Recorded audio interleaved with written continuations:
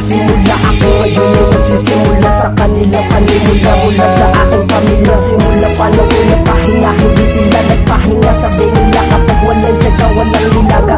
Kaya sa kanila pagtsatsaga, palaging ulam namin ay nilaga. Walang magawa kundi maghintay na lang ng mga himala. Katulad na pagdarasal, pananalig sa Diyos at sa buong may kapal.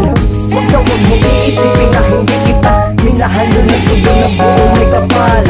Dahil hindi tumulang di mabilang ang mga kasalanan ng mga aking nakaraan. Sa edad na 20 anyos di inaasahan na matuklasan ang katotohanan na ako ay mapabilang sa larangan ng kantahan. O kahit ano pa yan ay hindi ko kabahan sa aking mga pinagdadaanan. Aking papatunayan na hindi magpapahadlang sa kahit anong pagsubok na dinadaanan. Sapagkat maraming humahad lang mananatili may kaalaman sa Diyos na nagsasabing may kapayapaan panatag ako sa kasabihang mananaig pa rin ang kalayaan ng mga nagmamahalan sa paligid ng punong-puno ng kalokohan. Hindi maiiwasan ng mga kapitbahay na tawa ng tawa sa aking pinaggagawa, sapagkat nakita nila ang aking talento na galing sa aking mga iniidolo. Tulad na lang ni ano saludo ako sa'yo, sapagkat napakami sa tulad ko sa iyong mga pinakitang mga talento.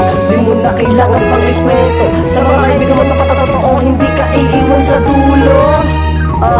Paano na lang kaya pag natalo sa pesto, binoto mo manalo o matalo, doon pa rin ako sa palumpalo kahit nadihado. Kaya tumayo, salamat sa iyong hamon, o di dahil sa'yo di ako makakapagsulat ng ganito. Kaya laking pasasalamat ko sa mga nakipaglaro kahit wala grupo marunong makihalo-bilo.